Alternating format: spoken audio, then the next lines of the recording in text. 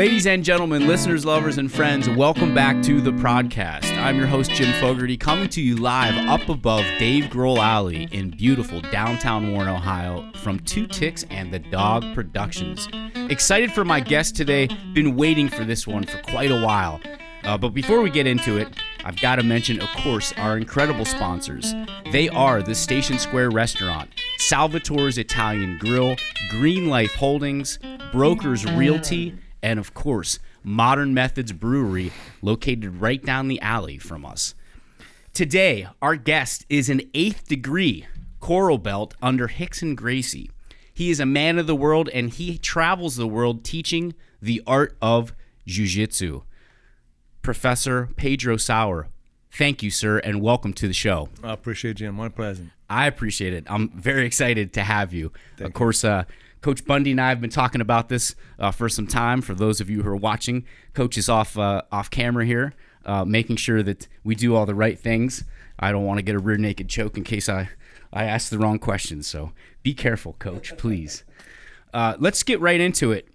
We had talked a little bit about you're born in Rio de Janeiro. Yes. And I was curious. This is one of my favorite films of the early 2000s, Cidade de Dios, the City of God. And of course, it's about the organized crime and drug trade from a favela in Rio, a very tough neighborhood. Are you aware of it? Have you seen the film? And what kind of was your experience growing up? Because that film took place late 60s, 70s, early 80s, and that was right around the time when you were in Rio before you came to the U.S. Yes. I've been in Cidade de Deus even before it was a favela. It was just a small little community in the 70s, and after that grew up to be one of the biggest slums over there in Rio de Janeiro. And the drug dealers just took over the place there, and it's a huge mess there. Now, a favela is kind of like a shanty town, right? It's kind of towns created with metal. It's not like a bunch of houses. It's not like a suburb as we know in America, right? Well, favelas start in the way how they started. They start with a few cardboards. They start putting cardboards together, and people start moving into the area. And eventually, they take the area, they take the location, and what was a cardboard before, they put a little piece of wood, later 2x4, pretty soon wood, pretty soon bricks, pretty soon cement, pretty soon is a house, and that's how they grow. And majority of people that live in a favela, they are the nicest people on the planet. And unfortunately, they just live under the drug dealers' commands. They cannot say anything. They cannot talk about. The drug dealers basically they protect the favela because in the favela they want to have a safe environment there for the people to go there to buy drugs. So they don't want to see people going to buy drugs and get robbed, get murdered or something happen. So they'll protect the environment there. But the majority of people that live in the favelas, they are the nicest people on the planet. Did you have any experience with that, growing up in Rio? Like, did you know people from there? Yeah. Yes. My best friends, when I was a kid, I grew up with two of my best friends. They used to live in the favela. And I was the only white kid. They used to go there just to play soccer and to get in fights and to push and pull and to play little marble balls on the ground. So I'm very comfortable be around favela because they are good people that live there, and it's a small piece of the favela that's where the drug dealer flourish. And what they do, they start selling perks. So basically, if you live in a favela, you want to have electricity, you have to go ask for the drug dealers. You want to have a satellite, you want to have TV to watch, you got to have ask them. You want to have gas in your kitchen, you have to buy gas from them. And that's how they start kind of get a hold of the people that live there. Pretty soon you find yourself, man, I'm a hostage in this area here. But they cannot say anything. They just have to live their lives. And all those people that live in the favelas, the majority. They have work. They are workers. So they come down from the favelas every single day. They get in public transportation. They go to work in people's house.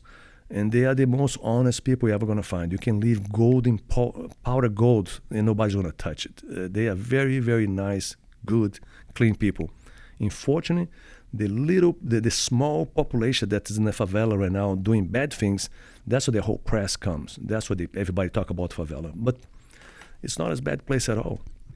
Did being exposed to that mold you to be, kind of a not in a derogatory way, but like a tough guy? You had to be able to fight. You had to be able to stick up for yourself or your friends. Yep. When you're there, my friend, you have to learn how to speak kind of almost in the same kind of mannerism, and you have to understand how to treat those guys with respect and back and forward, and you have to stand your ground. You definitely have to stand your ground. So I think, if you're gonna go to the favela and you're gonna go to these bad areas, like to the drug dealers kind of environment, you better know to hold your ground. And you can't show fear, right? No. As soon as they see that you're timid or that you're afraid of the environment, they pounce. You toast. They're gonna steal everything from you. They're gonna send you back home, if you're lucky. Now, you started boxing at a pretty young age, right? Yes. I came from a boxing background. We were talking earlier about my grandfather. He was a boxer from Brooklyn. So I got the gloves put on me when I was 5 years old and started to learn how to throw punches. Was it a similar experience for you? How did you get into boxing at a young age? And was it because of the favela or the tough surroundings in Rio? No, it was more tough surroundings. My sister, she was dating a Brazilian guy who was a Golden Gloves. And I was a very hyper kid as a child, and I could not stop still. And he kind of noticed that I had some kind of ability. I was fearless. I could drive cars. Since I'm a little kid, I was 8 years old. I was already moving cars in the garage. 10 years old, I was already driving. So I started very young, being curious about things like this. And I started boxing, and I did judo, I did capoeira, and I did taekwondo, and eventually I ended up to visit the Gracie Academy, and that's what changed my life. And you became great friends with Rickson Gracie. Well, I was friend of Rickson before Jiu-Jitsu. Oh, yeah. Yeah, I didn't know nothing about Jiu-Jitsu. We just used to be friends on the street. Rickson's a great guy, one of the most incredible human beings you're going to find, about integrity, about the guy is just an outstanding individual. And people think about him being this kind of guy, this god, Rickson Gracie, but he's the super down-to-earth guy, helps everybody he can. Man, what he done for my life, he changed my life since 15 years old, pretty much. And so you started training at 15 with him and his father, Grandmaster Helio Gracie. Yeah. And you've been training and teaching ever since. You have over 150 Pedro Sauer affiliate schools across the country. Yes. That's incredible. Yeah. Lenten time or anytime, Station Square Seafood is delivered daily and always prepared fresh every time. And now to go with your salmon, swordfish, or any favorite dish, Station Square's small batch signature seasonings. Lemon pepper, Cajun, or charcoal steak rub. Need great food fast? Visit mysalvatores.com and order anything on our menu for a quick pickup. All of your favorites ready when you are. Specials available on mysalvatores.com. Order today. With that buzz of select Brazilian Dolce coffee beans that brew Ipanema's seductively sweet beach coffee, they mingle a flawless measure of their crisp Darlene lager. Somehow, somewhere in a secret lab with modern methods, they blend the perfectly balanced, light, uplifting, gold medal winning brew known as the Percolator. Available at Modern Methods Tap Room or the new Darlene Lounge on Courthouse Square in downtown Warren. Let me ask you this question. Having those schools and that culture, and of course we just had a seminar yesterday, and I love the energy that you bring. The one thing I love about jiu-jitsu is, at least the way that we learn it at Team Bundy and through you, is there's not a whole lot of machismo attached to it. It's not like people are walking in with their chests puffed out. In fact, that's discouraged. In fact, I can remember one time training with Coach and with Johnny K and with Tavi Musumeci, and there were no girls in the room, mind you, but it was hot. It was a summer day, and we just got done rolling, and I took my rash guard off to change into a T-shirt, and Coach said, hey, there's no girls here, but we don't do that here. We just go in the bathroom, and not because it was just out of a sign of respect. Exactly. For the women. And I've heard you say this several times, and I think this is one of the benefits that people don't maybe understand unless you're around it, is that the principles that you teach in jiu-jitsu are also principles that you can apply socially into your life. Yep. And I started to think about this last night, knowing that you're coming in. If everyone knew jiu-jitsu, would we even want to fight? Right? Because I think about going out a couple years ago. My wife turned 40. I don't want to say when because I don't want people to know exactly how old she is. She might, and some guys, I was with a bunch of guys. All my friends are kind of, I don't want to say tough guys, but they're all kind of savages in their own right. Mm-hmm. Athletes, fighters. One guy's a Muay Thai fighter. Another guy was a wrestler. Another guy was just another guy. All guys that can take care of themselves. Mm-hmm. And there was a little bit of conflict that started at the bar. A couple guys were drinking. Who was looking at who? It was kind of towards the end of the night. And rather than, 15, 20 years ago, pre-jiu-jitsu, I never looked for a fight, but I never walked away from a fight either, to my detriment sometimes, because obviously I'm not a large human being. Mm-hmm. But instead of kind of puffing my chest up and saying, hey, you guys don't want any of this, that kind of stuff, I felt like empowered learning, having done jiu-jitsu for probably 3 or 4 years at that point. I felt empowered to not do anything and to just, because the fight starts before the physicality actually starts, right? Yeah. The fight's in the posturing, the fight's in the mental aspect, the way you look at someone, the way your body mannerism is, the way you talk to somebody.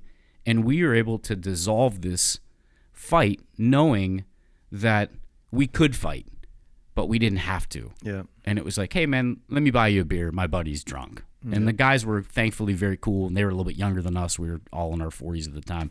These guys were like late 20s. Certainly didn't want to get into anything like that. But do you think if everyone knew jiu-jitsu, we'd have less conflict and less fights because people would be more respectful? For sure. 100%. Tell me about that and tell the listeners, because I think it's like a really incredible thought. Yeah. Well, anybody who does practice jiu-jitsu, we come to class pretty much every day.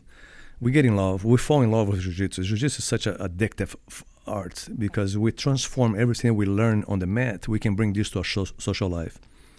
And myself personally, I walk away from any fight. I'm not I don't worry about fight. I look at the person and I just don't want to fight. And of course, if the guy, if he just can send me verbal threats, call me names, that's not going to affect me whatsoever. As long as I don't be touched, don't be pushed, don't be kind of, even if my goal is like, I don't have to fight. I don't need it because I'm scared to hurt somebody more than I should.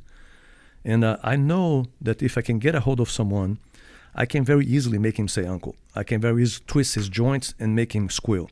It's simple to do that. But the problem if you get hurt first and you lose your temper. And when you lose your temper and you have this ability in your hands, that's a very dangerous combination. And sometimes you're going to do things that you're going to regret for life. So the best way is anybody who does martial arts, anybody who does come to jiu-jitsu and you pretty much practice every night, man, you fighting every night. Are you crazy that you want to even fight more after that? You still want to, you just spend 1 hour on the ground, standing up, scrambling with another guy, and many times you scramble with 15 different guys. Are you sure after that you still want to go home and look for another fight? So basically, when you understand jiu-jitsu, you start negotiating every situation in life. And you're not afraid of your physical, you're not afraid anymore to get hurt physically. Because jiu-jitsu is not fair. You can bring somebody to your territory, you hold him, you close the distance, and after that, the guy's like a little kid. So why you going to do something like this? And, sometimes you think about alcohol or drugs or that you might be under the influence of something. It's even an extra motive for you to not do anything. And if you're going to do it, you gotta have some kind of mercy. You cannot hurt somebody. You cannot just pound someone because you will regret afterwards. I'll guarantee you that's going to happen. I grew up in Rio de Janeiro. I got in many fights in my life. I never liked to fight. But, Rio de Janeiro is a macho culture. And you have a beautiful ladies walking everywhere. So guys wants to show off for the girls. Sometimes you have a girlfriend. Some people look at your girlfriend and you get mad, the fight start. Or sometimes the fight just because you cross just because you cross the eyes and you look to each other, and the guy say, "What are you looking at? How come I know? How you know I'm looking at you? You look at me too?" So the fight start. Well, basically in Jiu-Jitsu, if people start to understand more the mechanic, they will avoid those situations. They're gonna prefer to go back home with clean hands than to go home, with some dirty hands or blood in the hands or any kind of. It's just not a situation that's appeal for Jiu-Jitsu practitioner. That's basically what it is. You left all your energy, all your honor, everything that you have in your mind that's kind of boiling on you. You leave there on the mat, on the academy. And when you leave the academy, you leave like a little kid, like a little child. You don't want to fight nobody. You want to go home. You want to maybe hang out with your friends. You want to smile. You want to laugh. Because what you've done for an hour on the mat, you just exercise to the extreme limit. So only you feel crazy that you want to spend your hours on the mat training and you want to now go abuse somebody on the streets. And this is sometimes the instructor, the guy who's in front of you teaching class, his demeanor is going to dictate how the student's going to be. So through the association, what we're trying to make happen is let's respect everybody, treat everybody for respect. You don't need to fight, man. Come on, man. If you want to fight, come here to the mat and roll with the little girl over there. The little girl's going to twist you like a pretzel, and you're going to go home like a little boy. And you're like, no, I'm glad I didn't fight nobody on the streets. Because somebody in the streets, you never know. Who knows what? And now if you think about over here in America, some people can pull a knife, some people can pull a gun, some people can throw a rock on your head, some people can get a club. Why in the heck are you going to put yourself in this situation? So if you can avoid it, it is avoidable. You should.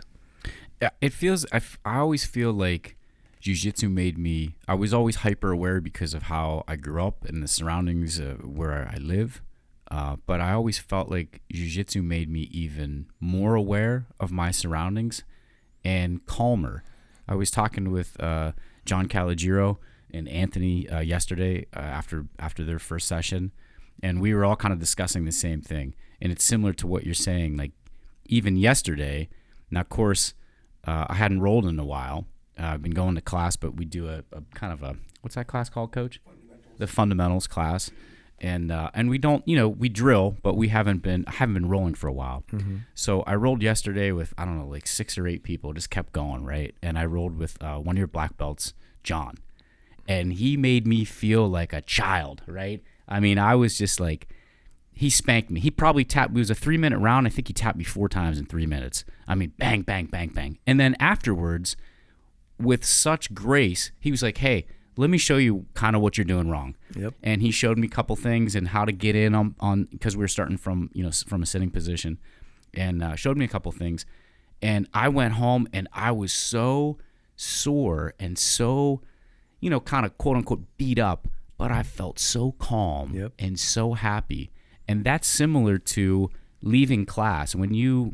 After you get done training, the guy who cut you off in traffic, or the business deal that didn't go well, or the client that's, none of that stuff. I felt so calm. Yeah. I notice I don't have the same type of anxiety or the same type of, it's not that I don't have energy or that I don't want to go get it, but I go get it in a manner that is so calm, right? And it's that kind of energy that I feel like Jiu-Jitsu brings. Exactly. If you're looking to buy new or sell your current home or commercial property in Northeast Ohio or Northwestern Pennsylvania, look no further than Brokers Realty at brokerssold.com. Want to be debt-free faster, save money in taxes and insurance, and retire with more wealth? Call Zach Byler of Prosperity Partners Financial Solutions today for full-service financial advisory. 330-219-5225. You worked as a stockbroker in Brazil. Mm-hmm. There's another kind of similarity there. I worked in television advertising on a corporate level for a while before I came back to Two Ticks and started doing what I was doing. You said some things in a podcast that I felt I want to mention because I think it's emblematic to who you are and the type of environment that you are fostering in your affiliates.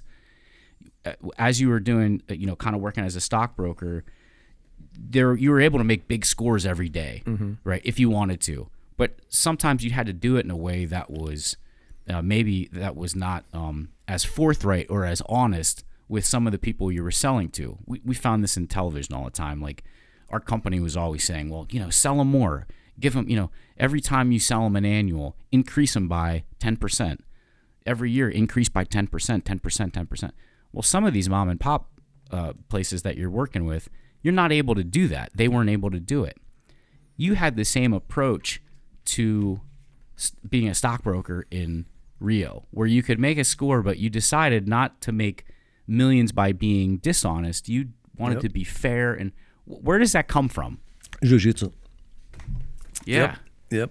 Jiu-Jitsu, if you're unfair today, my friend, somebody's going to be unfair with you tomorrow. So you learn how to be fair with everybody. You learn how to respect everyone. From the little child to the little girl, you learn to respect. And when you're fair, you can make many, many, many deals. When you're not fair, you're only going to make one deal. If the deal is not good for both, you're only going to make once. So the key for longevity is make sure that you always share, that you always be fair with everybody, be honest about everything. Don't take nothing from nobody. My personal opinion, I prefer to see somebody take from me than to me take it from someone. I prefer to lose something, of course I measure how much I'm going to lose. But when I know somebody's trying to trick me, I just put a lower number. It's like a guy who came to you to ask for loan money, and the guy's it's not going to have an ability to pay you back. So why are you going to lend money to him? So instead lend money, and the guy asks for 10,000. Instead you lend 10,000. You go ahead and give him 1,000. Say, dude, I cannot loan you 10,000, but guess what? I'll give you 1,000. We're going to keep a friendship together here. So it's better than to loan 1,000 and the guy decide to never call you anymore, avoid you because he cannot pay you back. So you just give to the guy. And that's something that in Jiu-Jitsu, many times somebody's trying to choke you. Sometimes people trying to, put two hands in your neck and squeeze in your neck. And you say, man, instead of my neck, let me give my arm to you here. Let me negotiate something here. Instead for you to, put a lock in this way here, let me give you just a half lock here because like this I got a chance to escape. So you just find a way out. And that way plays a huge part in our society because you can grow older without feed enemies. You don't have animosities. And I believe that that's the most important part. And when you have family, when you have kids, I have 7 daughters myself, I don't want nobody to look at my daughters and say, man, your dad is, your dad is this, your dad is that. I wanted the opposite. Man, your dad is such a cool guy. Your daddy helped me out. Your daddy did this, your daddy did that. Let me try to help you too. So if I see people laying the red carpet for my daughters, for my grandkids, that's what makes me the most happiest that I can possibly imagine. I want to take you back to the streets in Rio for a minute. Just kind of backtrack a second. I'm always curious in this. I've talked about this with Coach. We had former middleweight boxing champ Kelly Pavlik on the show. I've had some other jiu-jitsu guys on. I'm always curious about this, and there's a great book out there called Why We Fight. I don't remember the author's name off the top of my head. In fact, I think, Coach, I'd lent that book to you. What do you think is inherent in our DNA as humans that we feel like we need to prove ourselves in this conflict, a physical conflict? Why do you think that is? I mean, you've been around. Yeah. Well, it starts with boys. Just think about this. Boys got an endless energy. Boys, they just bouncing around. They are crazy. They ADD. They are full of problems. They are full of break stuff, push you here, push you there, and the attention is completely out of there. You can never get a boy's attention until he finds something he likes. When he likes, he can put his attention very well. That's not a bizarre thing. I was an ADD as a child. I've been kicked out from 12 different schools. Wow. My mom, poor mom, she suffered with me so badly. My mom signed me up to schools that I last 3 days. In 3 days, I was expelled because I could not stop still. I could not hold myself still. And I was just a super hyper kid.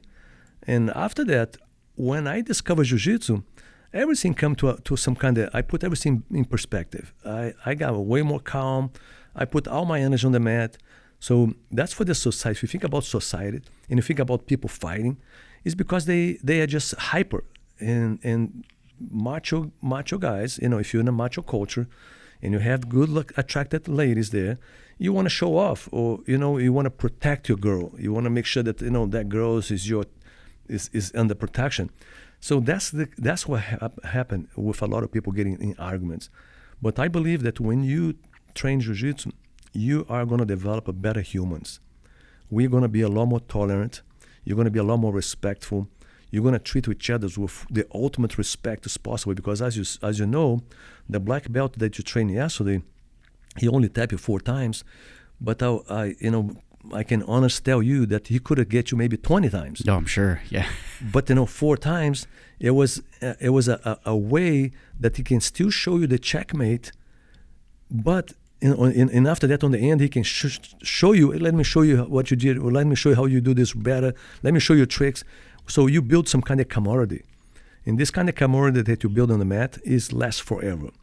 So anybody who's any community that has a martial arts academy, especially Gracie Jiu-Jitsu, that's very towards the self-defense area, we're going to build good people.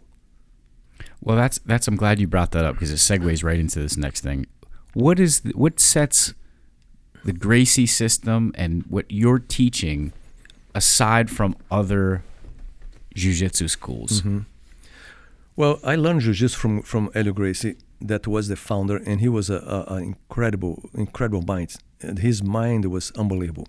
What he did, he always he knew the troublemakers, and he knew how to cope with those troublemakers to be great people. That's what he did his whole life. So he worked this with me. And Elio was unbelievable. So Grandmaster Elio Gracie came up with a system, Gracie Jiu-Jitsu, that was developed for a small little person, a small guy, a small female, to be able to deal against a bigger opponent. So the main idea was escapes. He didn't want to have a little girl to close her fist and try to punch a man in the nose. That's not realistic. You punch a man in the nose, now the man is pissed. And what happened is he's going to unleash this kind of energy towards the little girl. Now, if a little girl, it is untouchable. If she can deviate and avoid any kind of hold, any kind of grips, and she can find freedom, the bigger guy is going to be like, whoa, hold on a second. I cannot put my hand on this girl here. And basically, that's what everything starts. Like you say in the beginning, everything's about your posture, about your demeanor, how you look up, how you put yourself in front of somebody else.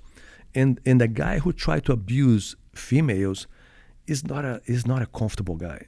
He's I don't want to say bad things here, but he's not a guy who's comfortable in his own skin. Because if he was comfortable in his own skin, he don't need to grab a girl. He can just talk to her. He can just try to, whatever he wants to do, buy a drink or kiss her, whatever he wants to do, he's going to talk to her. And if the clients show up, if it's something that's the environment allowed, yeah, he might go ahead and kiss the girl. If that's what you want to do. But the girl has to want that too. Now, force somebody to do something. Anybody who's trying to force someone is being abused before. This guy is the weakest individual possible. This guy, it is just a poor little guy. He's so insecure that he needs to try to force a little girl. He needs to look at a little girl and try to force her to do something. That's how insecure the guy is. So the guy's just like, come on, man. No, I guarantee you, if I put you in my mat, you're going to cry. But you're trying to be a tough guy against a girl. So basically what we used to call the AAA, the awesome attitude adjustment. You get anybody who's has this kind of demeanor, you put him on the mat and you twist him a few times, he's going to be like a little boy. He's never going to be able to, he doesn't want to touch a girl anymore. Yesterday, on the seminar that I did yesterday, you saw a girl testing for her blue belt. The girl is 22 years old. She's been trained since 10. And beautiful little girl, small, probably 105 pounds, but I want to see a big man try to touch the girl. He's going to be toasted. He's going to be sleeping with broken arms. And sometimes for the society, anybody who's trying to touch a girl, in my view, this girl one day, she's going to be a mom. She's going to be somebody else's mom. And I'm thinking about my mom. If somebody touch my mom, I'm probably going to twist your both arms and your both legs, and I'm going to put you to sleep. And after that, I'm going to help you to stand up, and you're going to apologize for my mom. You're going to apologize for every female that was right there, and I'm going to take you to the hospital for you to get casts on your both legs and both arms. And I'll guarantee you that you're never going to touch a female anymore. And that's the lesson that anybody who abuses females should take it. We talk about jiu-jitsu, and for the listeners out there, the prouders out there that aren't familiar with it, 3 questions. Why jiu-jitsu? When jiu-jitsu? And where jiu-jitsu? Mm-hmm. Well, I think jiu-jitsu is the most effective form of martial arts on the planet, by far. I agree with you. Jiu-jitsu is unfair because we can avoid the fight to the extreme. I can walk away, I can step back, I can step back, I can keep stepping back. And the aggression, the guy who's trying to hurt a jiu-jitsu guy, he had to keep stepping forward. He had to try to close the distance. The moment he comes close to your environment, you grab him, and the guy's toasted. Basically, that's what it is. So we're not exchanging strikes. Now we talk about leverage, mechanics, for me to be able to twist your joints. So that's one. That's why jiu-jitsu. Jiu-jitsu is super important because it's going to allow me to understand your joints. I'm going to understand everything that you can do towards me. I'm going to stop that. I'm going to stay away from your environment, from your area. And when you walk in my environment, I'm going to block you, close the distance, and I'm going to make you say uncle. And without inflicting any kind of the strike, any blood, without hurt you. And most important, I don't hurt your soul. I don't hurt your physicality. I twist you, the physicality, but I put you in a checkmate and allowed you to say, my friend, are you going to give up right now? Are you going to apologize, or you want me to break your arm? Are you going to apologize right now, or you want me to put you to sleep? And so I'm putting your hands, and guess what? If you apologize, I'm going to give you my hand. I'm going to bring you up, and we're going to be friends. Or I can just break your arm. And by the way, I might break both arms, and depending on what you've done, I might break a leg too, or maybe both legs, and I'm going to send you to the hospital. Do you think that's worth it? So it's not worth it to do that. So let's be friends. Basically, in jiu-jitsu, that's the capacity that your human being is going to have in his hands. And I believe where to train. Jim Bundy is over here in town. He runs a great program. He's a black belt. He's been training with me for 20 years, close to that. And he was a mixed martial arts before, so he got in the ring. He tasted the strikes. He tasted the all the in and outs. And after that, he navigated to jiu-jitsu because like, whoa, man, jiu-jitsu gave me a little tricks over here. If I knew all those tricks here before my MMA, he'd probably be in a UFC right now, fighting, right? So Jim Bundy is a very nice place. We have Jim Bundy over here. We also have several guys in the state, and I honestly, will have over there in a, how called Tony? Where is that again? He's on Southern Boulevard going out in Boardman. In Boardman, yeah. We have Tony, who's another great guy who produces a lot of good black belts. And Tony and Jim, all those guys here, they're producing an incredible amount of people. And that's when my goal is always this, man. I want to see you multiplying yourself. You acquire this knowledge now. Are you going to take this knowledge to the grave, or are you going to help a fellow human being the same way that you've been helped? And my goal is always make sure that I share this mechanic with everyone. Get somebody who's a small guy, give him some extra power, give him some extra confidence. And he's going to be an incredible human being. He's going to be an excellent father. He's going to be an excellent husband. He's going to be an excellent friend. Because when you do jiu-jitsu, you strive for excellence. And let's be clear, you're not training fighters. You're training people so that they don't have to fight. So that if a physical confrontation happens, they can survive, right? Our emphasis is self-defense, not not that there's anything wrong with sport jiu-jitsu or guys that fight professionally. I'm not saying that. But these are tools and techniques that you're giving someone so that they can survive a physical altercation if it ever happens. Hopefully they can avoid it, but you're giving them tools to survive it. Yeah. Well, I've been teaching fighters for 35 years since I came to America. And I have so many UFC fighters that train with me. I have, start back in the early days of Rickson Gracie, that was the first UFC champion. He used to fight in Colorado, and it was 5,000 feet of altitude. I used to live in Salt Lake City, Utah. It was 5,000 feet of altitude. So Royce used to come to my house before the UFC matches, and to be acclimated, to be accustomed with the altitude. So I always train fighters. I've done this my whole life, and every single fighter has a small window to be a champion. It's a very small opportunity window. And eventually, the age catch up, the new guy come in, and he's no longer there as a champion. But I came to realize that 99% of the people that come to a jiu-jitsu environment, they don't come because they want to be a fighter. 99% of the people that come to a jiu-jitsu environment, they don't come because they want to have a medal to win a match.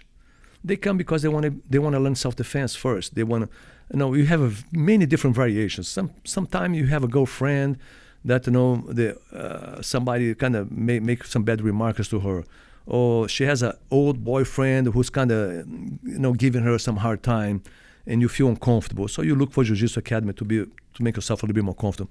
Sometimes that's the beginning. But after somebody arrives in our school, we as an instructor, we have the obligation to guide this person socially how to be a better human being. And that's what Jiu-Jitsu gives to us. We are going to be a better human because we're going to learn how to respect people by the book. Not because you're a bigger, stronger, and tough guy. I'm going to respect you because I was on the mat, and maybe a month ago, I trained with a little girl, with a female, and she actually made me say uncle. She tapped me. So now I'm wondering here, wow, if this female here got this ability to make me say uncle, imagine a guy who's more advanced than her. So no, this guy's going to have way more ability to do that. So basically what you do, you just avoid any kind of confrontation. You just don't want to be in confrontation because I already confront people on the mat every night. Why am I going to be doing this on the streets? And I believe Jiu-Jitsu, guys, we can extract the best qualities from human beings when you're in Jiu-Jitsu. I can see people on the mat, the way how they grab, the way how they put a hold on me, the way how the energy they put against me. I can tell exactly the guy's personality, how he acts, if the guy's scared, if the guy is afraid, if the guy's aggressive, if the guy want to take advantage of something. I can feel that because the personality flourish in Jiu-Jitsu. Whoever you are is going to multiply in a Jiu-Jitsu match. So what we need to do, we need to cope and polish the personality for the kindness, for more respectful.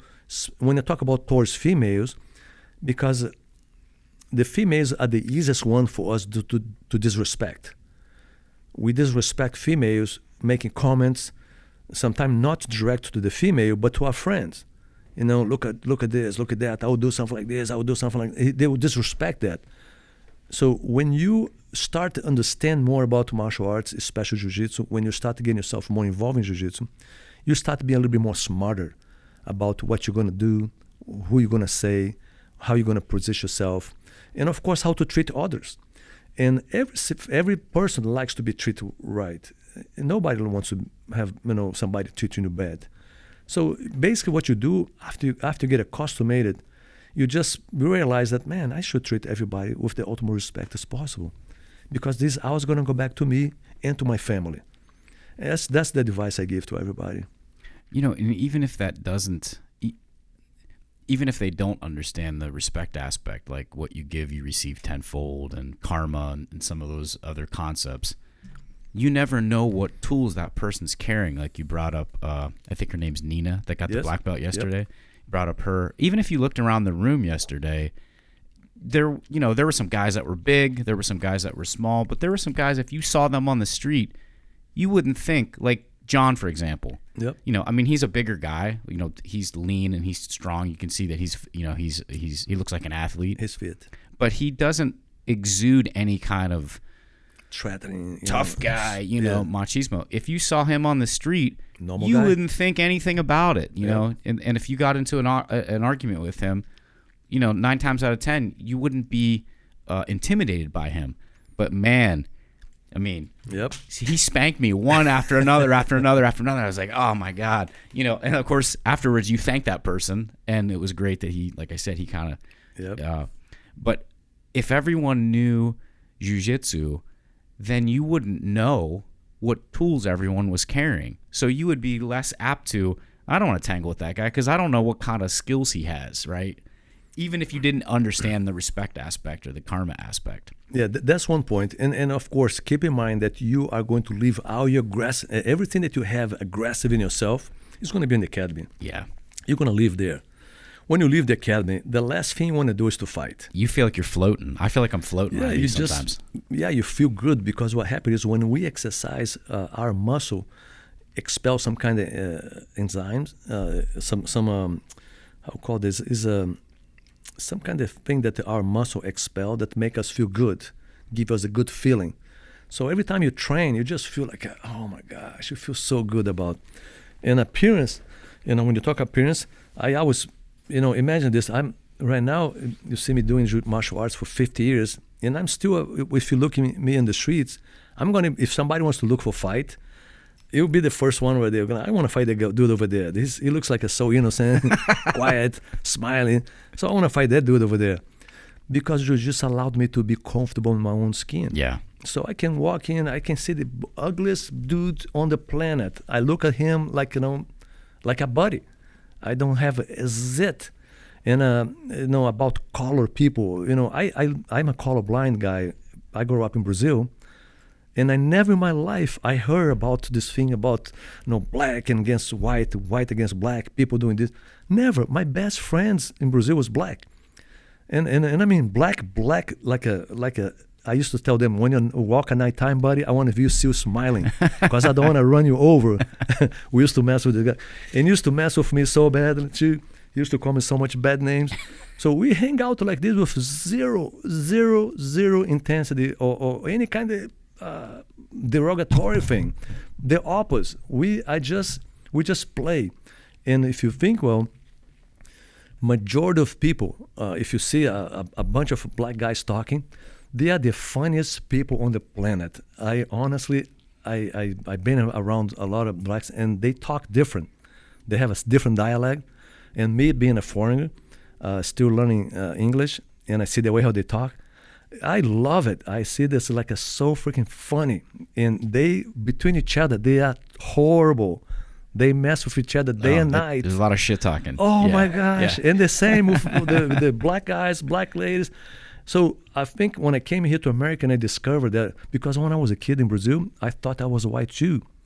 And when I came to America, I was in Utah, and somebody told me, hey, you're not a white. I was like, what? I'm not white? I thought I was. I believe I thought, no, white is your wife there. Look at that. She's white. Yeah. And I was like, yeah, that's it. She's really white. Not like me at all. I'm like, milk and chocolate. I'm right Cafe au lait. Yeah. Yeah. So basically, I think we as a humans, to be comfortable in your own skin, and of course, when you think about, man, I'm a colorblind man. I don't see blacks. I don't see whites. I don't see other people. I see humans. And for me, I treat them equally, 100% equally. I have zit different. I cannot even imagine treat somebody different. I had in Brazil, as a child, I had a black father that raised me as a kid. He was my parents. My mom used to have a chauffeur, and he was my dad's captain for a boat. And this guy was the guy who raised me. He used to spank me, kick my butt, left and right. The first time in my life that I have any kind of interaction with a female, this guy stopped in a place. I was in the car, terrified. He dragged me from my foot, grabbed my leg and dragged me out of the car for me to go ahead and have an interaction with a female. And this guy was laughing his head off, man, messed with me like no tomorrow. And after that, said, now I want more now. I want to come back here more and more. So I was my black dad. I cannot imagine no one making discrimination between color from black and white or or anything else. I just like to think that in Jiu-Jitsu, we learn how to treat everyone equally. So you learn how to be colorblind. You learn that the guy's bigger, but he's not invincible. You learn the guy's little, but he can kick your butt. You learn the female is very little, and she can still kick your butt. So you start respecting everything, everyone. And I think that's one of the best benefits you take from Jiu-Jitsu, man. I think that's what's great about your affiliations and certainly training with Coach Bundy is like that vibe is always there. That respect thing is always there. Last thing, because I know you got to get going. Rickson Gracie's book, Breathe. I just finished it a couple months ago. Man, what a great book, and I really enjoyed reading it. I love reading books about fighters, especially from fighters when they're autobiographical. This is a direct quote, so I'm going to read it. The mental aspect of the game is the most challenging. Yep. What did he mean by that? That's mean you have to kind of control all your demons, all your thoughts. Everything you have in your mind has to be under perspective. So when you are on the bottom and you have a big guy on top of you, 2 hands in your neck, trying to squeeze your neck, you have to control those emotions. You have to understand how to find a way to breathe, how to find a way to be alive a couple more seconds. So you start being more aware of things that can do towards you. You start being more aware of your possibility to survive a little bit longer. So basically, you don't fight for win, you just fight to survive. So you spend many times in Jiu-Jitsu just trying to survive. Many, many times. Rickson was a master of this. When I met Rickson as a child, Rickson was a little kid. I was a little kid too. He was a phenomenal kid for his age, what he was doing, his demeanor, what he did. I watched him fight on the streets. I watched him doing things. And I was like, oh my gosh, this guy's like a little guy. And he's fighting big dude, big mans. Imagine you're 15 years old and a couple Marines, 18 years old boys, all fit, show up in the neighborhood, and you see a 15 years old boy getting a fight against an 18. It's a big difference at the time. Sure. So I was able to see things like this. I was like, man, this guy. In the same time, Rickson was such a down-the-earth guy, such a cool guy, easygoing, respectful. He's super fair. And he on the mat, he was the best I've ever seen. The relentless, the best by far. I know today we have a lot of those new jiu-jitsu, the new champions, the new this, the new that. But if you think about what Rickson used to do in the early days, Rickson was a child. He was a little kid, and he was fighting against mans. And he was able to put mans in locks and holds and make the guy say uncle as a child. And he grew up with this kind of environment around his brothers that was killers. Imagine that. Imagine you're born in a Gracie family. Now you're 12 years old, and you have a brother who's 17 years old who's a killer. And you have another one who's 20 years old who's a double killer. And you have to deal with those guys every day, right? So that's how the Gracie family kind of, the interaction there. But Grandmaster Helio was the most important guy in all this. Of course, Carlos Gracie, Grandmaster Carlos Gracie, that was Grandmaster Helio's best friend. Older brother, 10 years old, those guys used to be buddies. And I remember seeing those guys all the time together. I never seen any kind of argument, any kind of cross eyes. They just looked to each other like buddies, like brothers, like incredible brothers. And Helio was super respectful with Carlos. Carlos was super respectful of Helio. They each one took your own little position on the family. And the family just thrived, and look what they done. Look what they end up. Well, they've taught all of us some amazing stuff to carry on. And again, not so much always physically, but the things that we carry on in a social aspect, like you mentioned, like controlling your emotions and being able to negotiate inside your mind. Like, am I going to get into this, or am I going to back away from it and kind of, escape to fight another day, not maybe in a physical sense. Of course, there's a great YouTube video out there of you fighting Lance. I forget the guy's last Bachelor. name. Yes, Mr. Utah. Yep. And to see that, I think that guy outweighed you by at least 100 pounds. 100 pounds. Yeah. Anybody that's out there that's interested in seeing, of course, Master Sauer fought all kind of challenges, fought at every level of every belt. Competed at every level. But to watch that, and I think is Rickson Gracie is doing the narration to that? Someone's doing the narration No, to the that. narration was done by the judge. Oh, okay. The same judge, the referee of the match, he did the narration. Yeah, it's pretty neat. They slow it down and kind of break that fight down a little bit to show the viewer exactly what is happening. Exactly. That video that was there is A to Z, is no cuts. What you see over there is slow motions. Yeah. Because think about this, that happened in 1994. So, How old were you at that point? I was 38 maybe. Oh, wow. You weren't like a young guy. No. Not that 38's old necessarily, but And I had only 2 days to practice. wow. Yeah, I prepared myself for 2 days. That was it. So that's back in the time. And back in the time, we had to take any challenge. It was any time because people used to challenge us every day. So you have to be ready every day. I cannot tell the guy, hey, let's set up, let's make a fight for the next month. Yeah. I got to prepare myself. Nope. There's no training camp. No training camp. We fought at the spot. We done this many times. Everybody who came to the school, they never came to the school to learn jiu-jitsu. They came to the school to beat us because most of the time we got in a kind of scuffling with somebody there, and the guy goes and bring his best friend. He knew the guy was a stud, so he brings, man, I want to see my stud friend here to give hard time to Pedro, Pedro Sauer. So that was most of the people that used to come to my school was trying to beat me, and we done this for pretty much I want to say close to 6-7 years. Did you get a lot of students from that? The guys they'd come, they'd try to beat you, you'd spank them, and then hey, let me teach you this stuff. All the time. Yeah, we had some martial arts instructors in Utah that when I moved there, I didn't speak English. So what I did, I visited every single school in Utah. In Salt Lake City, I went to every single one. And I just introduced myself. But, I had a translator. And, Gracie's, the system at the time was a challenge. And anybody who would like to do any kind of match, I tried to do it in a friendly way.